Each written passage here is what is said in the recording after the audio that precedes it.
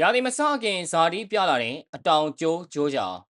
အားလုံးပဲမင်္ဂလာပါဗျာ Ryan 7 Online Agency ကနေပြန်လည်ကြိုလိုက်ပါတယ်ပြီးခဲ့တဲ့ရာသီမှာလေဘာဦးရဲ့တိတာထင်ရှားတဲ့ပြဿနာကတော့အနိုင်ကိုထိမ့်မထားနိုင်ပဲဂိုးတွေပြန်ပေးရပြီးအမှတ်တွေရောခဲ့ရတာပါပဲအာရီစလော့ကလည်းသူ့ရဲ့ပွဲဥထွက်ရာသီမှာချန်ပီယံဖြစ်ခဲ့ပေမဲ့ဒုတိယရာသီမှာတော့အဆိုအဆုံးဖလားကာဝယ်မှုအပြင်စံချိန်စိုးတဲ့ဒလေကြီးနဲ့အတူဇက်သိမ်းခဲ့ရပါတယ်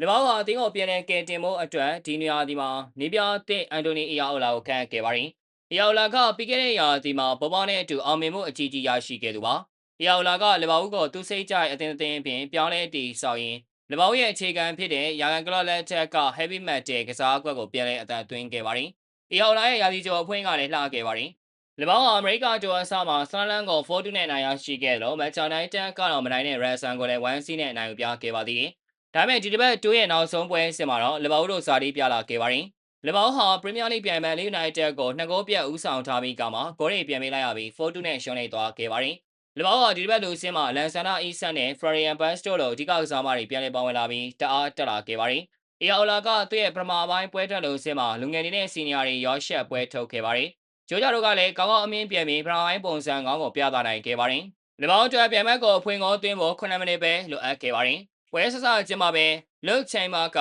လေဘာဦးအတွက်ဦးဆောင်ကိုသွင်းယူပေးခဲ့တာကြောင့်ယူနိုက်တက်ကိုလွှမ်းမိုးထားနိုင်ခဲ့ပါတယ်။မိနစ်40မှာဘတ်စကာပါနောက်တစ်ကိုသွင်းပေးလိုက်တာကြောင့်လေဘာဦးတို့ပထမပိုင်းတွင်2စီးနဲ့အနိုင်ရနေခဲ့ပါတယ်။ Prime မှာအဓိကပြောစရာက Vest ရဲ့နေရာတင်ပါ။ Vest ကိုအာနီစလာရောဂျာမနီအသင်းမှာပါပဲတောင်ပိုင်းကနေအဓိကပွဲထွက်စေခဲ့ကြတာပါ။အီရာအိုလာကတော့ Vest ကိုနံပါတ်10နေရာကနေပွဲထွက်စေခဲ့ပြီးပုံစံအသင်းနဲ့စမ်းသပ်ကစားခဲ့ပါတယ်။ Vest ကလည်းဒီနေရာမှာခြေစွမ်းပြနိုင်ခဲ့ပြီးတိုက်စစ်ခွင်လန်းတွေရှာဖွေနိုင်ခဲ့ပါတယ်။ Vest ဟာပြီးခဲ့တဲ့ရာသီတုန်းက E-set တဲ့အရင်ဗီဒိန်စနေနေ့ပြောင်းရွှေ့ခြင်းနဲ့ FV ကိုရောက်ရှိလာခဲ့ပါတယ်။ဒါပေမဲ့ Vest ကပရီးမီးယားလိဂ်မှာတာမကျနိုင်ပဲရုန်းကန်နေခဲ့ရတာကြောင့်ဝေဖန်မှုတွေအောက်မှာအများကြီးဖြစ်တန်းခဲ့ရပါတယ်။ Vest ကကဘာလာမှာလည်းတမန်ဆန်တဲ့ခြေစွမ်းတွေနဲ့စောစီစီပြုတ်ကြီးဖြစ်လာတာဆိုတော့အီယာအိုလာနဲ့အတူရာသီအသစ်မှာအသစ်ပြန်လည်စတင်နိုင်ဖို့အရေးကြီးလိုအပ်နေပါတယ်။ Vest ကခြေစွမ်းပြနိုင်ပေမဲ့ E-set ကတော့ထုံးစံတိုင်းရုန်းကန်နေရဆဲပါပဲ။လေဘောက်တိုက်စစ်မှုဟာပါဝင်ကစားထားတဲ့45မိနစ်အတွင်းတွင်းကိုမရှိဖန်တီးမှုမရှိဂိုးပေါက်တဲ့အကန်ကြမ်းမပြောနဲ့ရိုးရိုးကန်ကြမ်းတောင်မရှိပဲဘောလုံးထိကျ18ကျင်းပြန်မဲ့အေရီယာရဲ့ဘောလုံးထိကျတစ်ချိန်နဲ့ရှိပြီးဒီတစ်ပွဲလဲပုံနေခဲ့ပြန်ပါတယ်